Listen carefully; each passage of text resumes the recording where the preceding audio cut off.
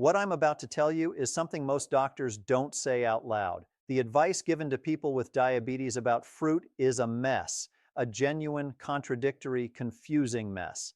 And it's not your fault if you don't know what to believe. I'm Dr. Michael Kent. In over 2 decades of working with patients with diabetes, I've heard the same three stories again and again. The first patient tells me their nutritionist said fruit is basically sugar and they should treat it like candy, avoid it almost entirely. The second patient heard from a wellness influencer that fruit is natural sugar, so it does not count. Eat as much as you want. The third patient read a headline saying tropical fruits are dangerous, but did not see anything about which ones or why or how much. Three completely different answers, all from people claiming authority. No wonder you are paralyzed. And what happens because of that paralysis? Some of you have stopped eating fruit entirely. You are missing fiber, vitamins, and compounds. Your body genuinely needs to fight the complications of diabetes. Others are eating fruit freely with no strategy at all, then checking your glucose numbers and wondering why they keep climbing. Neither group has been given the real tools to make confident decisions. That changes. Today, I am going to walk you through the 10 best fruits for people managing their blood sugar and the 5 fruits that demand serious caution. Not based on guesswork or fear, based on the science of how each fruit actually behaves inside your body. We are going to be specific. We are going to be honest, and by the end of this, you are going to feel like you finally have a clear map. But I want to say something first, and I need you to actually hear it. There is no fruit on this planet that I am going to tell you can never touch your lips again. Not one. That kind of thinking leads to failure, obsession, and eventually giving up entirely. What I believe in is understanding. When you understand how a food behaves, you stop fearing it and start managing it. That is a completely different and far more powerful way to live. People with diabetes should eat fruit.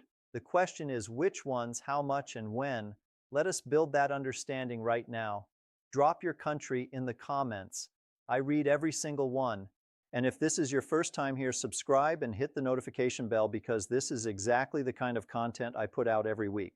Before we get into the list, I need to give you 2 tools because without these tools, the list is just a list. With these tools, you will understand the why behind every single item, and you will be able to apply this logic to foods I have not even mentioned. The first tool is the glycemic index, or GI. Think of this as a measure of speed. Specifically, how fast does the sugar from a particular food enter your bloodstream? A GI above 70 means sugar hits your blood like a sudden wave. Your glucose spikes sharply, your pancreas panics, and your body is in reactive mode. A GI below 55 means the sugar enters slowly, smoothly, like a gentle tide. That is what we want. The second tool is glycemic load, or GL, and this one is critically underused. If GI is speed, GL is total volume. It tells you how much sugar actually lands in your bloodstream when you eat a realistic serving of that food. A GL under 10 is considered safe. A GL above 20 is a serious red flag. Here is the rule I want you to carry with you for the rest of your life. When choosing fruit for blood sugar management, you want both low GI and low GL. One without the other is incomplete information. And one more thing before we dive in, I am going to hold everything to the same standard weight, roughly 4 ounces or 120 gr. That way we are comparing reality to reality, not a tiny handful to a massive bowl. Let's go through 10 fruits that help control blood sugar. The last one is the one I recommend most. Number 10 is plums. Plums do not get the attention they deserve. With a GI of 39 and a GL of just 5, they sit comfortably in the safe zone. If you want something naturally sweet that will not ambush your glucose levels, a plum is a trustworthy choice. They are also rich in vitamin C and contain compounds that support liver function, which matters more than most people realize for those managing insulin sensitivity. Number 9 is pears. A perfectly ripe pear has a GI of 38 and a GL of 4. Excellent numbers. But here is what I want you to notice about pears specifically. The fiber is not evenly distributed throughout the fruit. A large portion of it is concentrated just beneath the skin. If you peel your pear, You are peeling away significant protection. Eat it whole, skin on. That fiber acts as a physical barrier that slows the release of sugar into your blood. Do not throw that away. Number 8 is apples. GI of 36, GL of 6. You already know apples are good for you, but let me be more specific. Apples contain a soluble fiber called pectin. Pectin does not just slow sugar absorption, it also acts in your digestive tract to help reduce LDL cholesterol, which is your bad cholesterol. For a person with diabetes, cardiovascular risk is the #1 long-term concern. Eating an apple with its skin is doing two jobs at once. Never underestimate the humble apple. Number 7 is passion fruit. GI of 27, GL of 5. Those are remarkable numbers. Passion fruit is one of the most blood sugar-friendly fruits in existence, and most people have never considered adding it to their regular rotation. Here is the bonus. Passion fruit contains natural compounds with a mild sedative effect that supports deep quality sleep. Why does a diabetes channel care about sleep? Because poor sleep directly worsens insulin resistance. One bad night of sleep can raise your fasting glucose the next morning as though you had eaten poorly. Passion fruit is not just a snack, it is a nighttime strategy. Number 6 is oranges.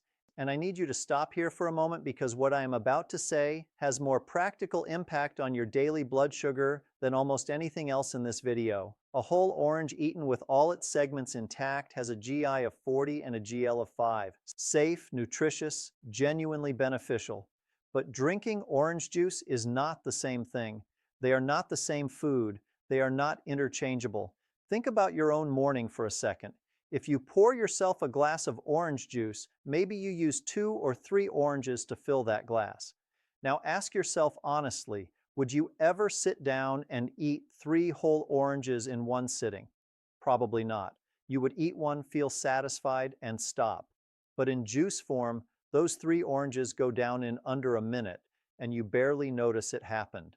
The fiber that would have slowed everything down is gone, left behind in the pulp.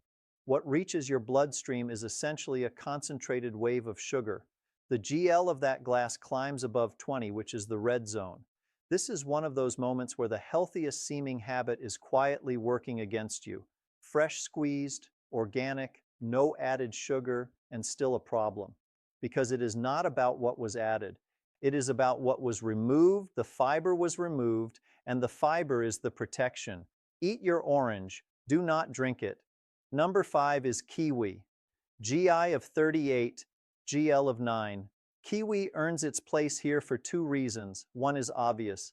It is genuinely low in its glucose impact. The second reason is what makes it particularly valuable for diabetic patients specifically. Kiwi is dense in antioxidants, particularly vitamin C and vitamin E together, that have been shown in studies to help reduce blood pressure. Why does that matter here? Because approximately 2/3 of people with type 2 diabetes also develop high blood pressure. Managing both conditions simultaneously through food choices is enormously valuable. Kiwi lets you fight on 2 fronts at once. Number 4 is strawberries, GI of 41, GL of 3. That GL of 3 puts strawberries among the safest fruits you can eat for blood sugar management. But the real story of strawberries is in a class of pigment molecules called anthocyanins. These are the compounds that give strawberries their deep red color, and they are among the most potent cardiovascular protectors available through food.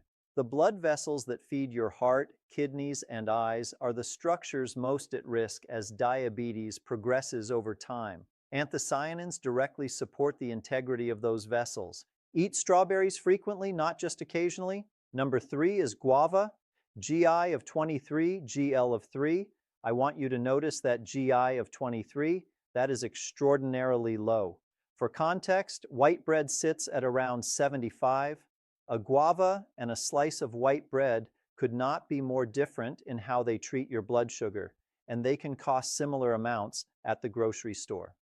I also want to knock down a myth right here that has genuinely scared people away from fruit they should be eating. The claim is that fructose, the sugar found in fruit, damages the liver and therefore all fruit is dangerous for diabetics. This is false and it needs to be said clearly. Fructose becomes harmful when it arrives in concentrated form, as in sodas, corn syrup, and processed juices. The liver processes concentrated fructose in a way that causes problems over time. But the fructose naturally present in a whole guava arrives alongside fiber, water, vitamins, and polyphenols that completely change the metabolic picture. Your liver is not treating a guava the same way it treats a can of soda. Do not let fear of a word keep you from a genuinely health-supporting food. Number 2 is peaches, GI of 42, GL of 4. Peaches are one of the most forgiving fruits in existence for people managing blood sugar. Sweet enough to satisfy a craving, low enough in their glycemic impact to be a genuine safe harbor. And I want to use this moment to answer a question I receive constantly. Does this list apply to pre-diabetics, to type 1, to someone newly diagnosed with type 2? The answer is yes to all of them. The principles here serve anyone with any form of blood glucose management challenge. They are not exclusive to advanced diabetes. They are simply good science. Number 1 is fresh cherries, GI of 27, GL of 6, as close to perfect numbers as you will find in the fruit world. But I want to emphasize the word fresh because there is a version of cherries that is the exact opposite of what I am recommending. Those bright artificially colored cherries preserved in syrup, the ones used to decorate desserts and cocktails, they have been sitting in concentrated sugar for months. They bear essentially no relationship to fresh cherries. Stay far from those. Fresh cherries, in addition to their remarkable glycemic profile, contain anthocyanins and other anti-inflammatory compounds that research has linked to reduced vascular inflammation. And vascular inflammation is one of the primary drivers of the cardiovascular complications that diabetes can cause over decades. If there is one fruit I would most want to see in a diabetic patient's kitchen every week, it is fresh cherries. That completes the top 10. But now I need you to concentrate even more closely because what comes next is where a lot of people make quiet, consistent mistakes without ever realizing it. These are not obviously dangerous fruits. They show up in wellness plans, smoothie recipes, and hospital cafeterias. They have good reputations. And for someone managing blood sugar, that good reputation is exactly what makes them so easy to underestimate. We have been in safe territory. Now we move into a different zone. I call these the high-stakes fruits. Not forbidden, not poison, but demanding. Eating them carelessly is like driving on a wet road at high speed. You might be fine, but the margin for error is much smaller than you think. Number 5 on the caution list is papaya, GI of 58, GL of 10. Papaya is genuinely useful for digestion. It contains an enzyme called papain that helps break down proteins and can relieve bloating and discomfort. I do not want to dismiss that benefit. It is real, but for someone with diabetes, the digestive benefit and the glucose impact arrive together. You cannot get one without the other. And at a GL of 10, papaya is sitting right at the boundary of what is considered safe. If you eat papaya, keep portions small, eat it alongside protein, and do not make it a daily staple. Number 4 on the caution list is pineapple, GI of 59, GL of 14. Pineapple is refreshing and has built an impressive wellness reputation. You have probably seen claims that it burns fat, detoxifies the body, and reduces inflammation through an enzyme called bromelain. Some of that has scientific support, but your pancreas does not know about pineapple's reputation. It only knows about the sugar load. And at a GL of 14, pineapple delivers a substantial glucose challenge. Half a cup maximum, not a bowl, not as a freebie because it seems healthy. Treat pineapple with respect. Number 3 on the caution list is mango, GI of 56, GL of 14. Mango is beloved all over the world, and I completely understand why. The taste is extraordinary and the culture around it is real. But I want to address a very specific mistake I see constantly, and I need you to hear this clearly. Some people believe that if you add chia seeds or flax seeds to a mango smoothie, you have made it safe for blood sugar. I have to be honest with you. That is a trap. Here is what is actually happening. The seeds slow down the rate at which sugar enters your blood. That is the glycemic index effect. Slower absorption. but the glycemic load, the total volume of sugar your body has to process, is completely unchanged. Your pancreas still has to deal with every single gram of that mango sugar. You have just stretched the timeline, not reduced the burden. Think of it this way. Imagine you owe money. Someone offers to let you pay in smaller installments instead of one lump sum. The debt does not shrink. You are still paying every cent. That is what chia does to mango. Do not use superfoods as permission slips for portion discipline. They do not work that way. Number 2 on the caution list is bananas, GI of 62, GL of 16. Bananas are everywhere. They are cheap, portable, familiar, and genuinely nutritious. The potassium content, the B vitamins, the energy they provide, I acknowledge all of it. But look at that GL of 16. Earlier, we talked about avocado with a GL of only 2. A banana delivers 8 times the blood sugar load of an avocado. That comparison is not designed to frighten you. It is designed to help you understand the scale of what you are consuming. If you want to eat bananas, there are 2 rules.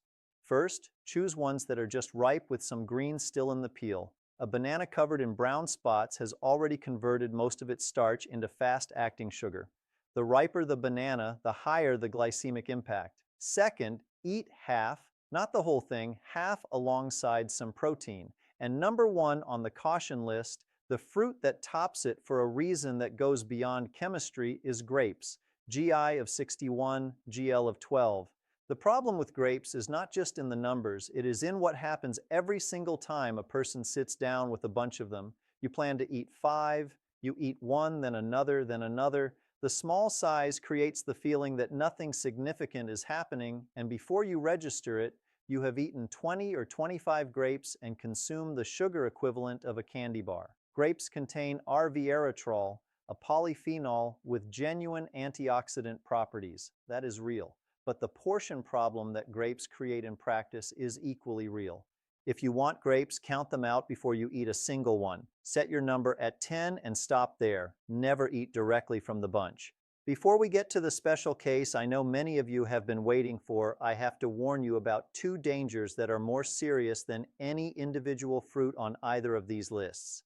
The first is dried fruit, raisins, dried apricots, dried mango, prunes, dried cranberries. Think about what drying a fruit actually does. You are removing the water, that is it, but water is precisely what dilutes the sugar in whole fruit. Remove the water and the sugar stays now compressed into a tiny volume. A small handful of raisins carries the glycemic load of multiple whole grapes. Their GL regularly exceeds 30. For people managing blood sugar, dried fruit is not fruit. It is concentrated sugar with a health halo. Treat it that way. The second danger is ripeness, and this is basic biochemistry that almost no one talks about. As fruit ripens, the starches inside convert to sugars. This is a continuous, predictable chemical process.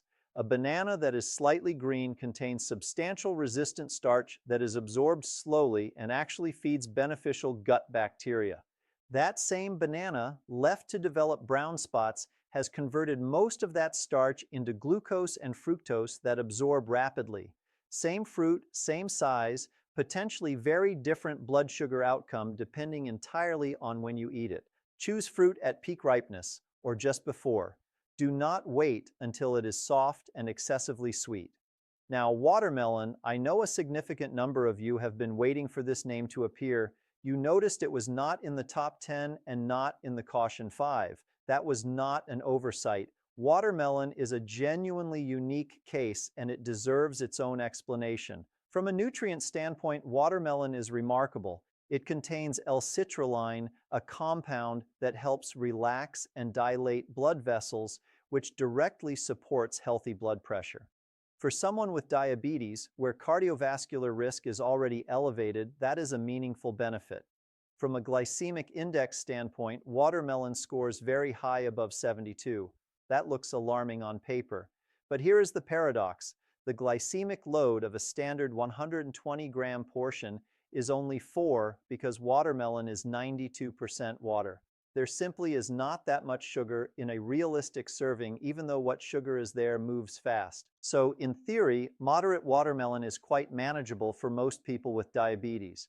But here is where I need you to be honest with yourself. Think about the last time you had watermelon. Did you cut a precise 4-oz slice, eat it, and genuinely stop? Or did you keep going because it was cool and sweet and refreshing and the bowl was still right there in front of you? Most people know the answer without thinking too hard. The trap is not in the watermelon, it is in what watermelon does to your sense of portion. If you have the self-awareness to eat one measured serving and put it down, watermelon can be a genuinely good choice. If not, the speed of its sugar absorption combined with the reality of how much you actually eat can create real problems. Only you know which category you fall into. Be honest with yourself about that.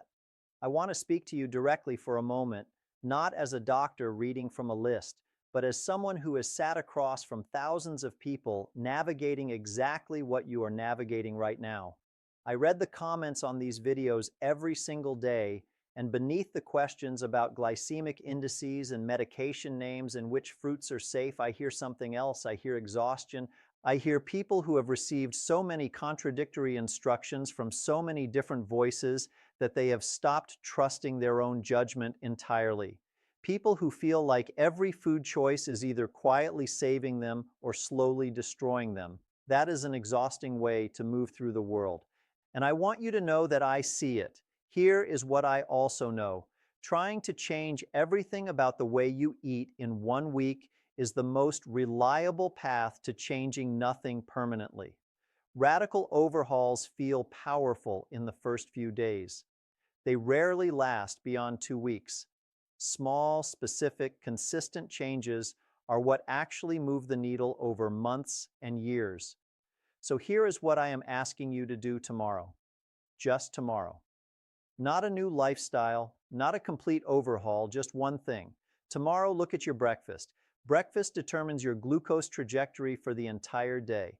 A high-sugar breakfast creates a cascade of cravings, reactive hunger, and elevated glucose that can follow you all the way through to dinner. A stable breakfast changes the arc of the whole day. If you currently start your morning with sweetened cereal, white toast, fruit juice, or a blended fruit smoothie, try this instead. 2 eggs, any style, and 1 fruit from the top 10 list, eaten whole, a peach, a handful of strawberries, a couple of plums, nothing complicated, nothing expensive. The protein from the eggs slows everything down and keeps you full. The fiber from the whole fruit does the same, and here is what most people notice the first time they try it. The mid-morning crash disappears. The craving that usually hits an hour after breakfast, the fatigue, the sudden hunger, it largely goes away when your morning meal stops being a glucose spike in disguise. Start there. 1 meal, 1 change. Give it 5 days and pay attention to what your body tells you. When that change feels like your normal, add the next one. Progress built on small, consistent wins is permanent. Perfect plans abandoned in frustration are not. Let us bring it all together. The 10 fruits you can eat with confidence because they combine low glycemic index with low glycemic load are plums, pears, apples, passion fruit, whole oranges, kiwi, strawberries, guava, peaches, and fresh cherries. These are not just safe options. They are genuinely therapeutic. They provide nutrients that protect your cardiovascular system, support your immune function, and help your body manage insulin more effectively. The 5 fruits that require real caution are papaya, pineapple, mango, bananas, and grapes. They are not forbidden, they are demanding. Smaller portions, careful attention to ripeness, never in dried or blended form, and always alongside protein to buffer the glucose impact. And the 2 rules that sit above all of it. Whole fruit always beats juice or smoothie, and riper fruit always carries more sugar than fruit eaten at peak ripeness or just before. Managing diabetes is not a war against food. It is a project of understanding. The more precisely you understand how the foods you love behave inside your body, the more freedom you actually have. Not less freedom, more. If someone in your life is managing their blood sugar and struggling to make sense of all the noise around fruit, share this video with them. It might genuinely change how they approach something they have been afraid of. That kind of share means more to me than any algorithm. And if you are not subscribed yet, this is the moment. I make these videos because I believe that clear science-based information in the hands of real people changes health outcomes. That is the mission. I am Dr. Michael Kent. Take good care of yourself. I will see you in the next